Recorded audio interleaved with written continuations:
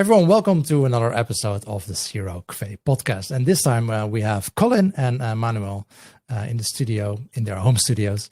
And we're going to talk about a topic that's it's been discussed many times before, I think, on LinkedIn in different comment sections, deep down. I know both of my guests today are very passionate about this, the topic. And it's about what separates the good from the great programs. And both of my guests have seen quite a lot of programs because of the different software tools they both offer to CRO specialists and companies that at least say they have an experimentation culture or want to want to implement experimentation culture. So let's dive into this topic. And Colin, you're the one that's really want to talk about this. So I'll let you lead in introducing your thoughts on this topic, and we'll take it from there. Yeah, thanks, Guido. It's nice to be with you guys and have this talk in podcast mode, because we certainly see it a lot in the comment section. My big, interest in this comes from the pain point that I see when I talk to different program leaders. They have this, on the one hand, they have this excited side of their brain, which is they're passionate about what they do. They think they're going to affect change. They couldn't be happier to work in experimentation. And then there's this quiet, sad side on the other side of their brain, which is what they want to have happen and what is actually happening are two different things. And it's this pain that interests me. And I'm always curious to figure out, how do you solve this? What's going on? Why are you having these sort of unreconcilable situations where experimentation is this fantastic thing and you want to be known as the next Netflix because of your experimentation work, but at the same time you go home to a sad confession to your partner about why your company can't seem to get it together. So I dived into this, and really what it comes down to is, from my perspective, is that we make a big mistake. We think that a great test is equivalent to a great program, and we just think that the merit of experimentation speaks for itself. And when we make this big assumption, we just set ourselves up for failure. And that's what I've always tried to solve since I come in to look at these programs, is how do you get out of that trap? How do you break free of this idea that that the test that you're building and the program that you want to be known for are not the same thing? Do you think this is a classic example of the Dunning-Kruger effect, where all the newbies make all the mistakes and have no idea what's actually happening? Or is it also with more experienced people that they're still on the wrong path in their experimentation programs? That's a great question. It's definitely that effect. But how acute it is depends on the maturity of the person. So I think even programs that are led by really experienced leaders, they still can't see the forest through the trees, right? One question that I always am impressed to see the answer on, and I encourage everybody to ask it internally or wherever the heck they work at, is which would you rather? Would you rather work for a great company with a bad experimentation program, or would you rather work for a bad company with a great experimentation program? And I am shocked at the number of people that always say, and again, these are experienced experimentation leaders or CRO specialists, over half, maybe even up to 70% say that they'd rather work for a great experimentation program. And to me, this is an symptom of suffering from that Dunning-Kruger effect. It's that you believe that a great program is going to affect change, when in fact, no, it will be swallowed up and ignored at best if it's part of a bad company. And so it's really important that anyone that's excited about experimentation work inside of a great company, even if that current experimentation program is either brand new or it's been there for years and is bad and needs to kick in the butt. So I don't think it's only newbies. It can be to anyone that's worked in the industry.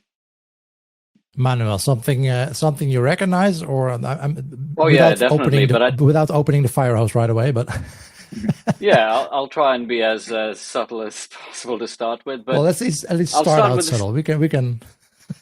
Okay, I'll start out with this statement, right? the practitioners that you talk about that go into these programs, all starry-eyed, ready to affect change and ready to build a great program or continue a great program, are being set up for failure from day one. And there are two things at play here. There are two things at play. The first thing is what I call, or what I've kind of tried to coin this, not coin this term, just use this term, the Instagramization of experimentation, right?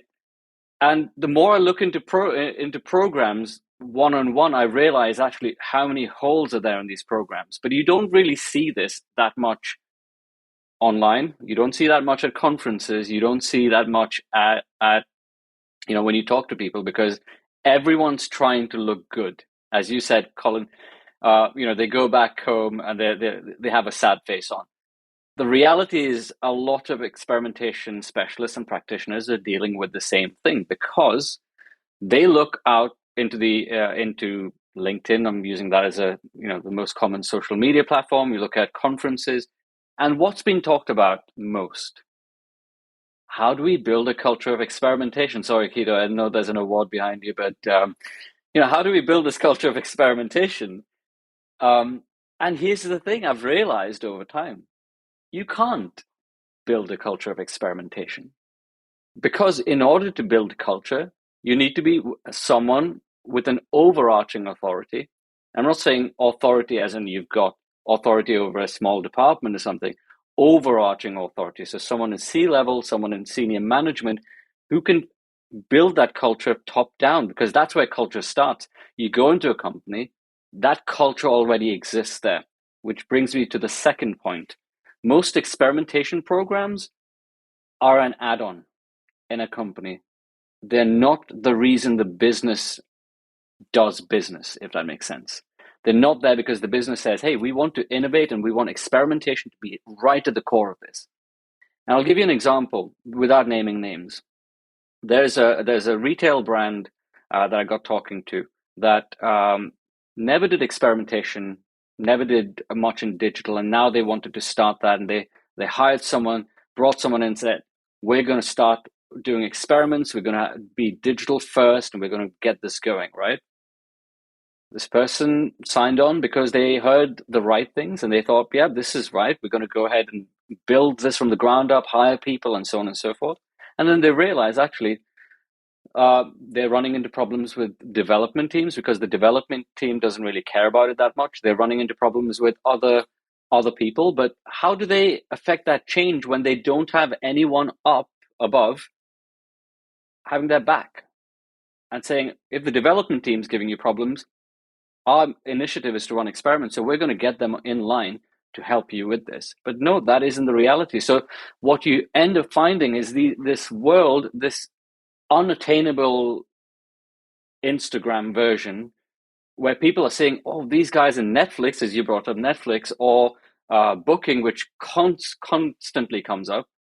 And the more I look into them as well, what I see is they're engineering-led experimentation programs. They're engineers running experimentation programs. These are not, it's not a cultural thing in the way that we're trying to affect it, where it's all over the place. Yes, to some extent they're doing it, but they've got the resources. They've got tons of engineers on this, and they can launch an experiment without much effort, right? In sharp contrast, you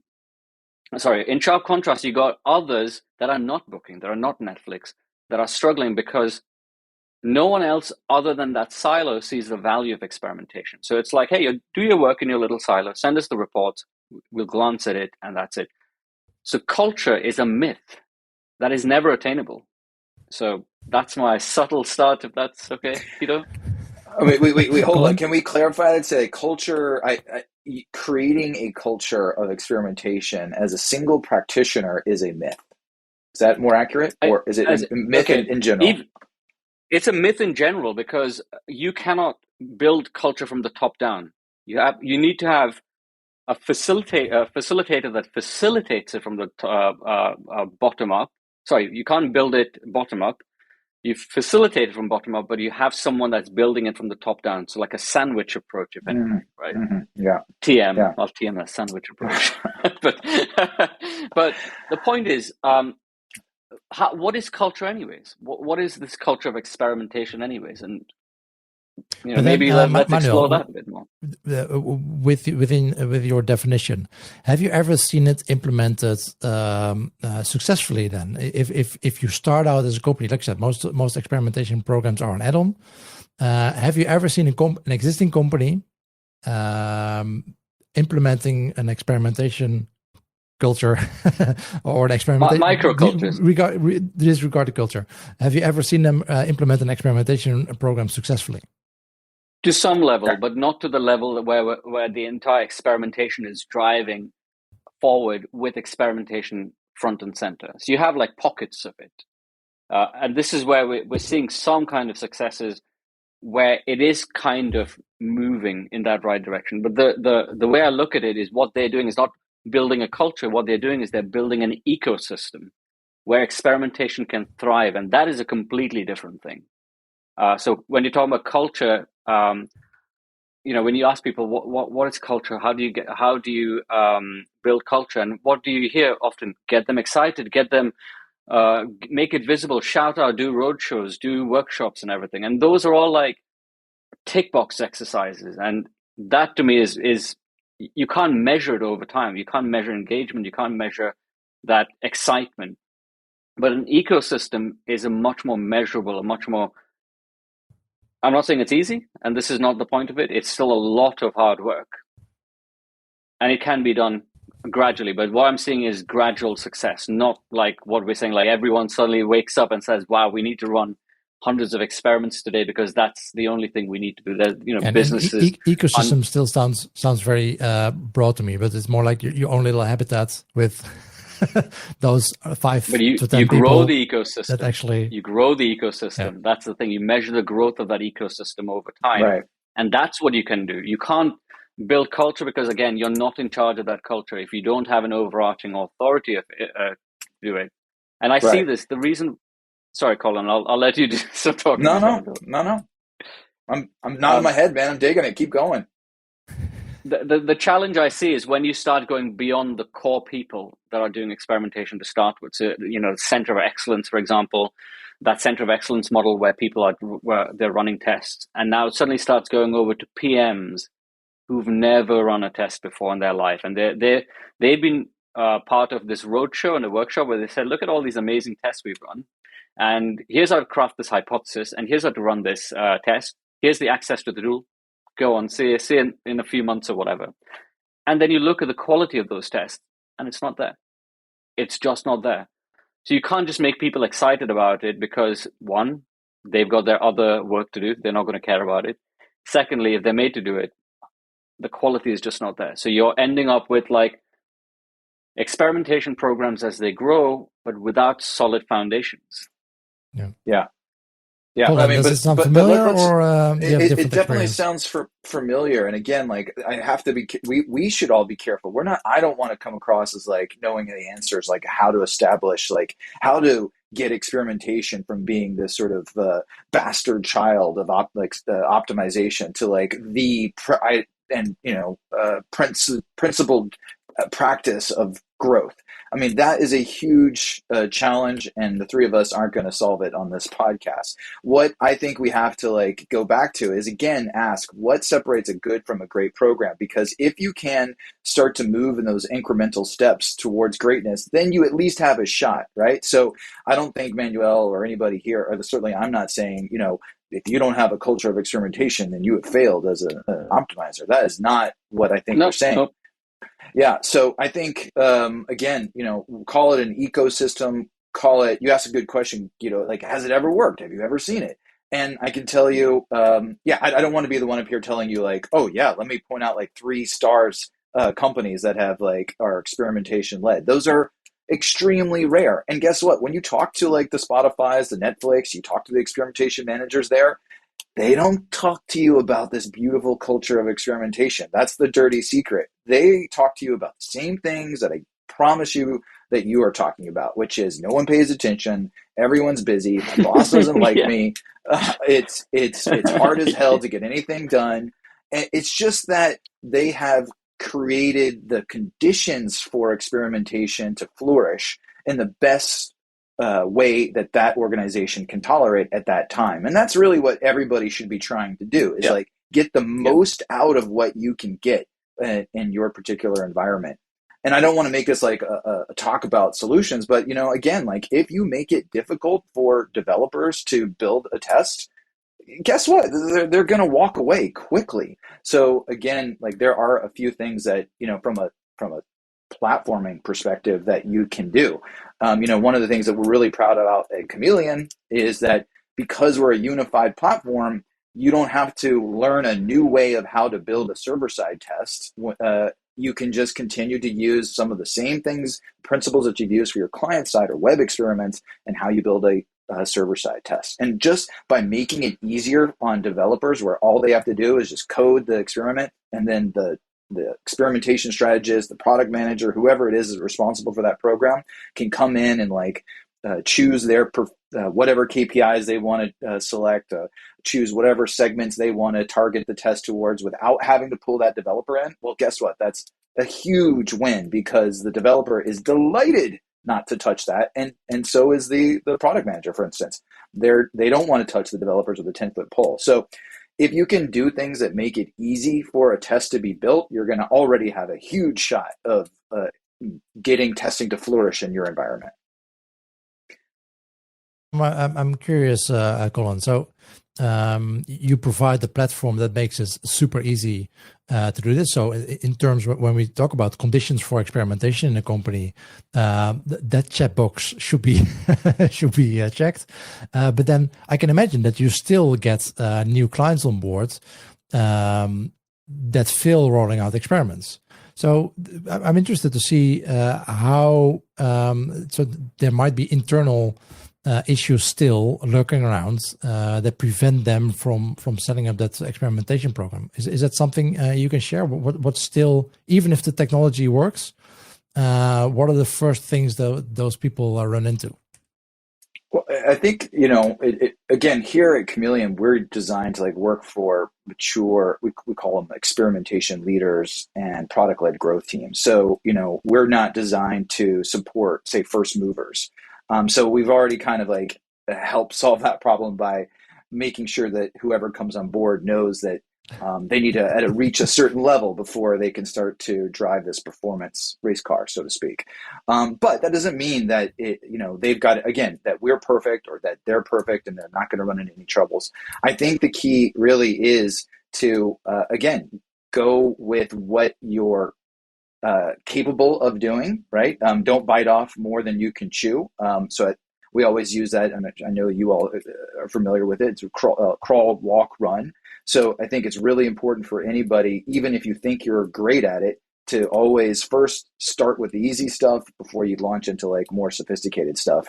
And essentially our onboarding and our customer support is designed that way too, right? So at month 6, we're going to be checking in with you to make sure that you're building a bit more sophisticated test than where you were at month, say, 3. And then at month 12, we're going to really needle you to say, you should be maybe doing some testing that's going to take place over multiple channels, or start to pull in different kinds of more sophisticated segments. So again, there's always going to be roadblocks, but if you're pragmatic about how you should start and what you should start with, then you should be in good shape.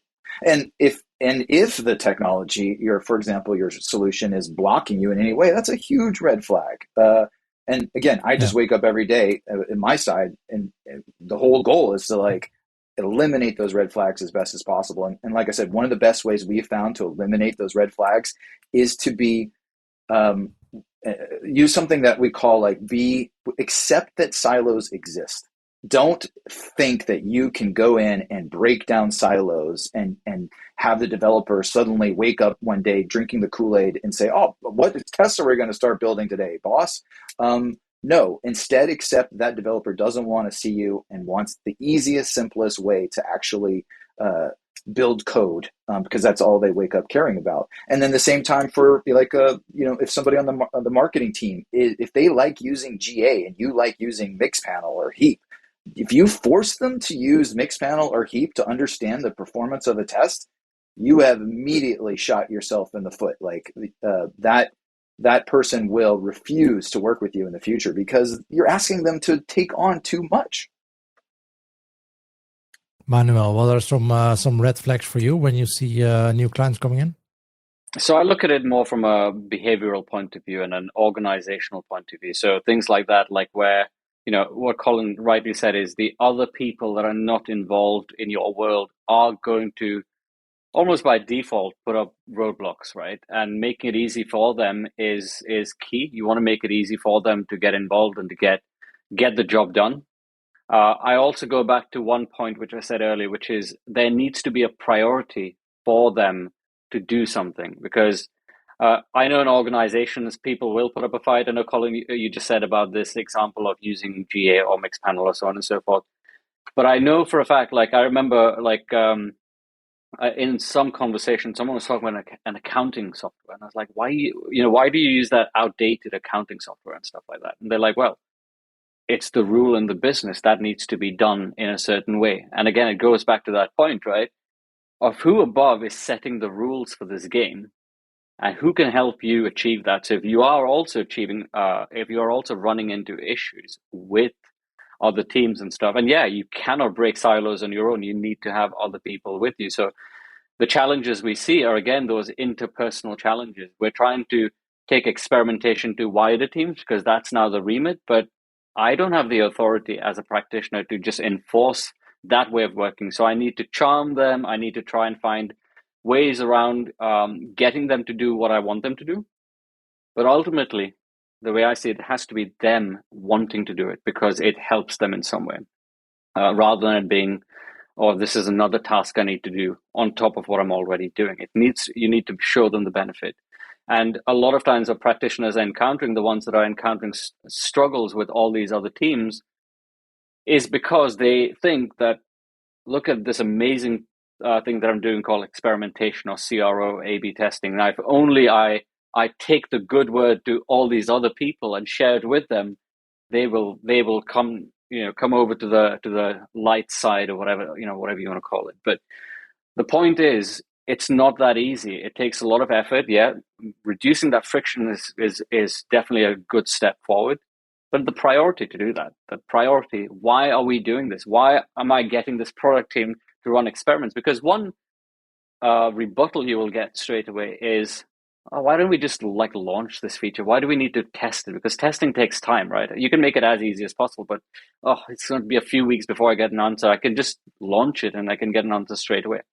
And so it's that awareness of how we get these other people aware of that priority, aware of the benefits to them, and that starts changing them, hopefully. I'm not saying it's push button, but from my point of view, I look at it more from a behavioral point of view. The way I see it is, if you're in an experimentation program and you're trying to grow it across the business, it's going to be more like Game of Thrones than anything else, because you're going to be fighting against other people. You're going to be trying to charm and win favors and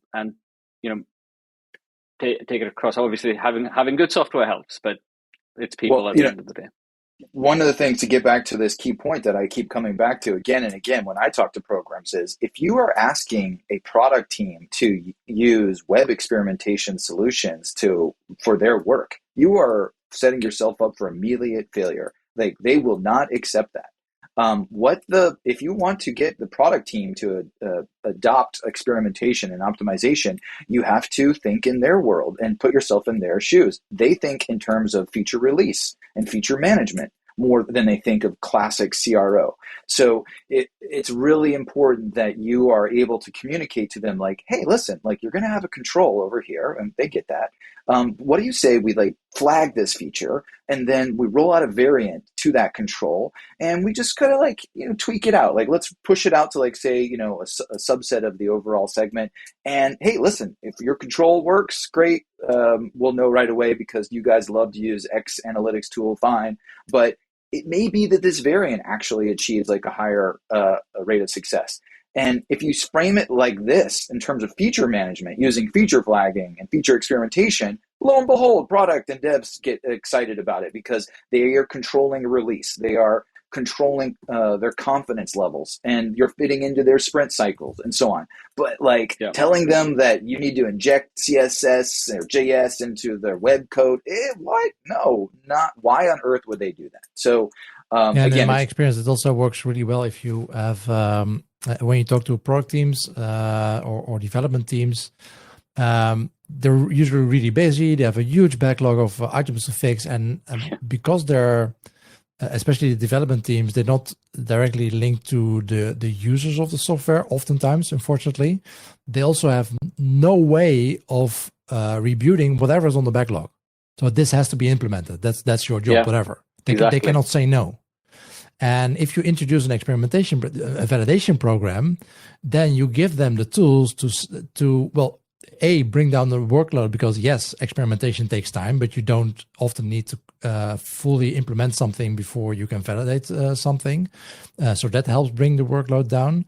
And they might even be able to use that experimentation program to reprioritize or even get rid of, half the backlog, because they can then say to their whoever is managing their backlog, saying, hey, but this actually doesn't make any difference to our bottom line, to the OKRs that you set for us. And often a lot of those development teams are very frustrated because all the things they worked hard on and implemented, and then they get zero credit because, hey, it didn't work. Yeah, that's not necessarily their fault. Yeah. Well, this is a key point. Sorry, go ahead. I was just going to say, here we are. We're in the comment section, guys. We're just like the echo box, like bitching. And, that's where I'm like really trying to get out and start to give advice. Like, how do you get out of this trap that you have set yourself up for? I think what we Guido might have said listeners. We might have listeners to the podcast that are indeed using that outdated accounting software. Don't have top-down support that we spoke about. They might not have an ecosystem. They might be the only one, and they're now realizing this while listening to this podcast and thinking, "Shit, wrong job. Do I need to do?" So, what would be your advice to them? Go on a job hunt or? Not at all. I came up. Sorry, I took this one, Manuel. Apologize. But I was just going to flash this screen and see what you guys think. Because it's a great question. It's easy to bitch and complain, right? It's a lot harder to solve. So, listen, this isn't perfect, but I just love this idea of what I call get on the bus. And it starts with what Manuel said, which is befriending a hippo. Hippo, highest paid person's opinion in the room. We all know this one. So what I'm trying to point out there is wait a second, you're not going to get that top level support because you have no idea who is signing the checks on your experimentation program. You have not made your goals their goals, or their goals, more importantly, your goals. So until you befriend a hippo, you are going to have no chance of scaling your experimentation program. And again, we're not talking about building a culture of experimentation or creating an ecosystem. We're simply talking about trying to move your program from good to what equals great. And the great ones are always top-down led. Yeah. And one of the things that Guido said as well, just to kind of echo that point, was that when you go and approach these other people, it's all about them. It's never about you.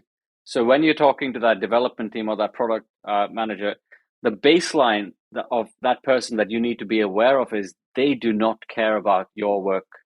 They do not care about running experiments, because if those experiments inconvenience them and adds to that backlog, then they're not going to do it. And most people, when they're trying to introduce experimentation, if they go with the mindset of, I'm going to try and position this as a way to help them. Hey, developer, it looks like you've got lots of features that you need to go out. But if I can validate these, it means you may not, if it's not successful, you may not need to develop it. I can reduce your backlog. Now you're talking about experimentation in their terms, and they're more likely to help you rather than hinder you. So there is this exercise that I try and help with our customers. When you're looking at your organization, firstly, you need to know who is signing the checks and who is the overarching senior manager, senior C-level, who can help you. And even that person, you can't just say, I need help. you got to try and make their goals your goals and show how experimentation can benefit them, because once that line of sight is established, then they can help you with these other teams. So you got the support, and you start talking to people, and you start getting that, you start winning favors. Essentially, that's what you're doing. You're doing a roadshow, but it's not about it. It's not even anything to do about A/B tests. That's the end goal, but it's about these people that you're talking to, and you're trying to walk a mile in their shoes, if anything, to try and figure out how can we position this to help them. One thing that I see, because I couldn't agree with you more, but just as a tip that I've seen when we work with different clients, and we see this in agencies do this, solutions do this, it's always so result oriented. It's like, hey boss, look at me, I got an uplift of X%. Well, guess what? He or she didn't even know the test existed, didn't even know that was a problem, and could continue to care less about your uplift or the results of your work. So I always, again, to avoid that problem, when you do go and talk to upper management, I really encourage everybody to avoid feeding them results and focus on feeding them recommendations. It's like, look, we found X, and if we found that if we did Y, then it would actually result in Z. And so therefore we are recommending, and we have got data that proves it, that you should do this and this. The other thing I found that really helps like get that executive or that hippo buy-in, because it's so important, is you should know what your competitors are doing. Listen, like as a practitioner of CRO, use some applied behavioral science here. Like they're going to respond very well to like competitive threat. So if you can point out how competitors are using experimentation or how they're recommending certain things to your shared customer base, then I guarantee you're going to have a much higher chance of getting their attention versus coming in with like, we got a 7% lift, which if every single one of these conditions holds over the next 10 months would result in, $300,000. They know that's hogwash, and they'll push back on you. Yeah, I have a story to tell. Yeah, and that's on the back of that one actually. Nice. Well, I'll get back to you for sorry, just a small addition to if you're talking to hippos within your company. I think it often works very well if you look for that CFO or BI team within your company. That's usually not the first ones to talk to, but they very well know what makes money in the company or what's bleeding money in the company, and they're used to working with numbers, so that's an added benefit there.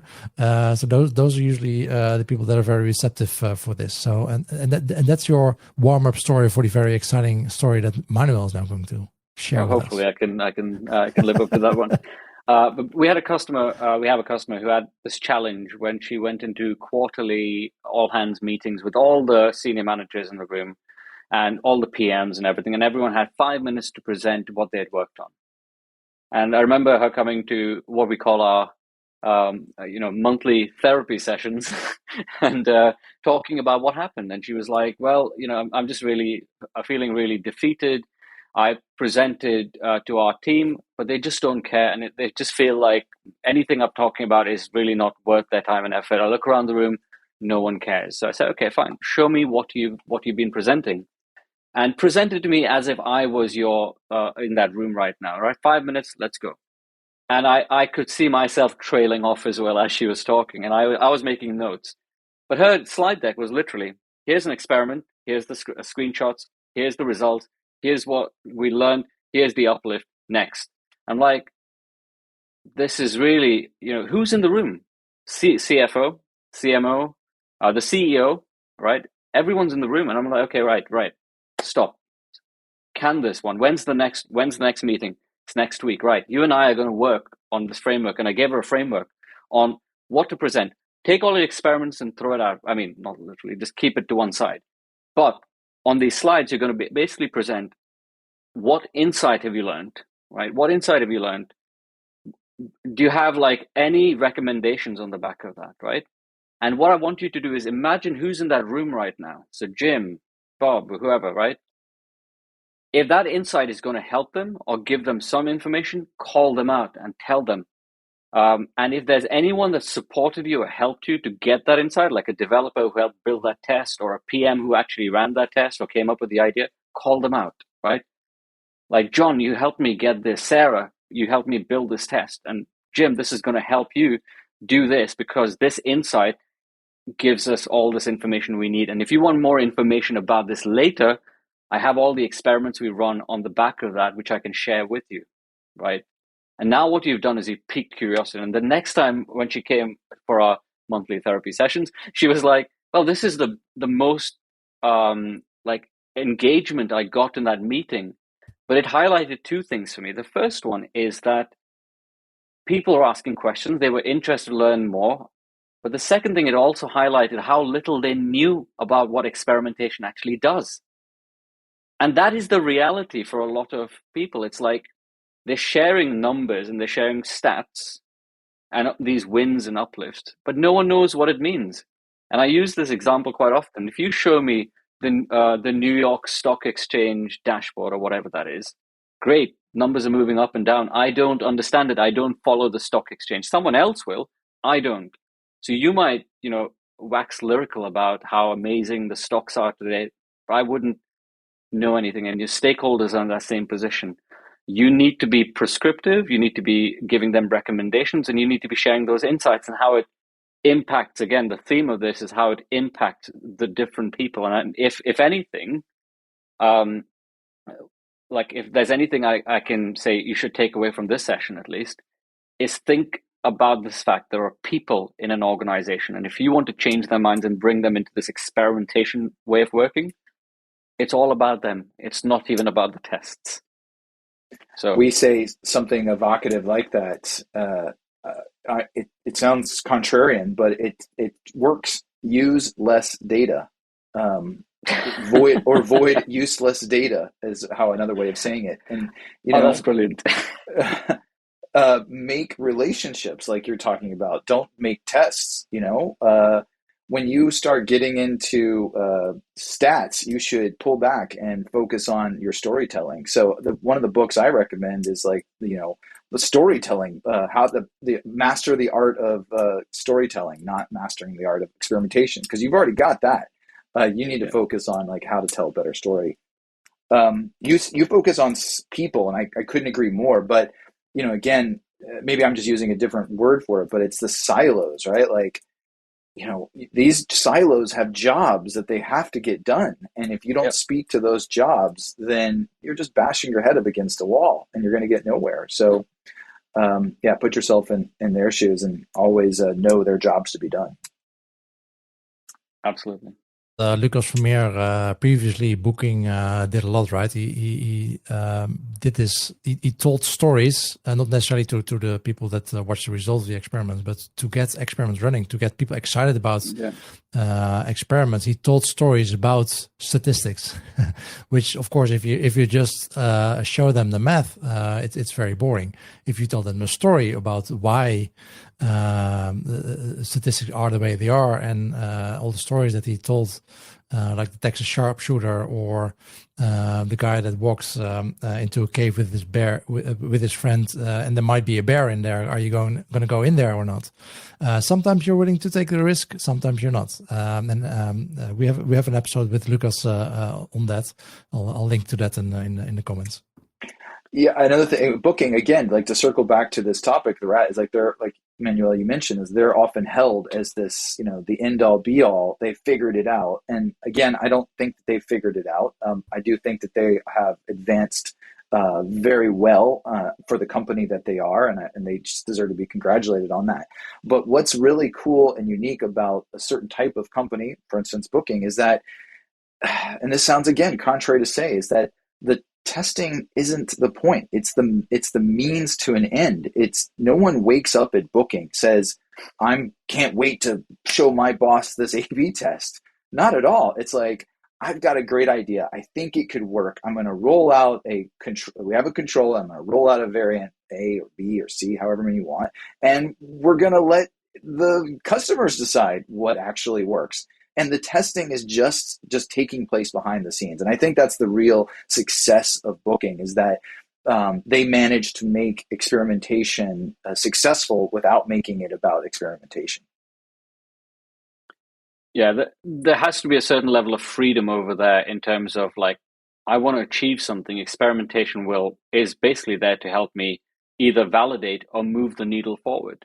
And that's pretty much it. And it could maybe move it forward. Maybe it might not, but ultimately that's the point of experimentation. It's like this humility in saying like, I have an idea, it may result in something, or I'm trying to explore something new, and it might not result in anything. But that's why I think when we're looking at good to great programs, it's like that freedom and humility to try out things, to be able to go out and get people to say, we're going to introduce you to this way of validating your features through feature flags or whatever. But ultimately, is that to show you that the work that you're doing, are you running in the wrong direction fast, or are you running in the right direction with all these experiments that you're running? And that's just a means to an end. And that's, I think, how we need to reframe experimentation, so that the great programs will manage to do that quite well.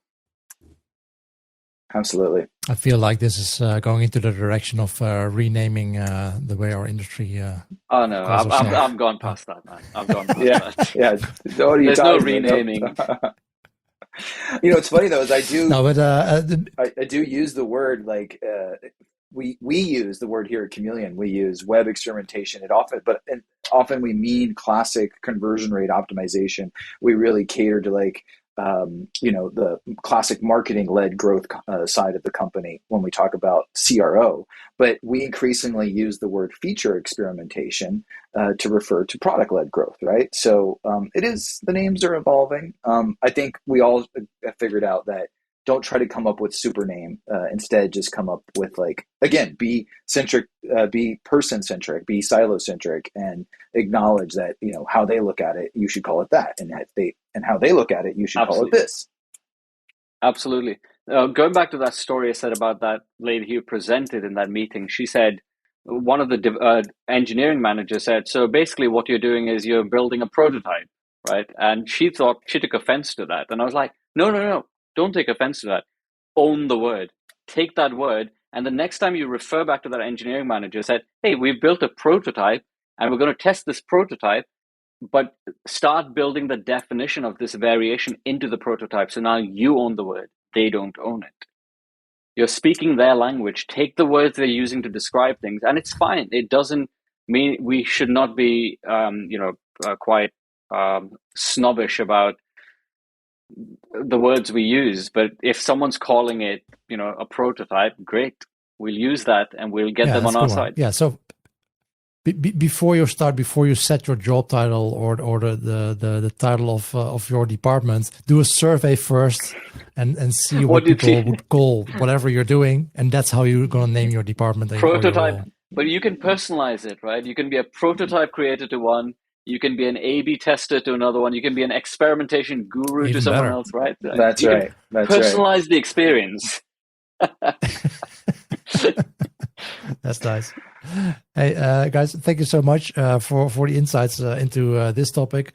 My final question for you both actually will be, I'd like to know, what are you working on right now? What are you excited about? Are you going to a fun event next couple of months, or organizing something? What are you doing? A big thing that is exciting me right now is what we're working on at Effective Experiments. Something around building quality into experimentation programs. One of the things we recently released is Health Scores, which is really helping our customers understand whether they're building quality experiments and not just running by the numbers experiments. And then as I dig further into this experimentation ecosystem concept, I'll be putting out a lot more content around that in the next few weeks and months, depending on when you're listening to this. But that concept really excites me, because I feel like that we finally have a way forward from culture, I guess, but that's a topic for a different discussion. Yeah. Nice. I'll let me know when the content is out, then we can do another podcast on that one. Yeah, absolutely. I'll give you a different label for that award, I guess. Yeah. We can plaster over it, and then we'll fix that. And wait, not last but not least, what's Crow Cafe up to? But hopefully more and more podcasts, right? Well, that's And the great thing is that the podcast is now basically like a franchise. It's Dutch, it's English, it's Spanish, it's German. So it's expanding. Wow. And it's really, it makes me really proud to see that it's spreading. If it's a culture, I don't know, but it's spreading. We were there in the early years. Remember, like when you first set it up. How many years has it been? 4 or 5 years now, I think. Started January 2019. Yeah, quite a while. Wow, quite a while. Yeah. That's good, man. That's the sole reason I survived this whole pandemic, being able to talk to people. That's a good story, guys. Thank you so much, Manuel from Effective Experiments and Colin from Chameleon. Thank you so much for joining me for this episode, and I hope to talk to you soon, hopefully live. Thank you, Manuel. Thank you, Kito. Thanks, Colin. Kito. Bye-bye. Bye.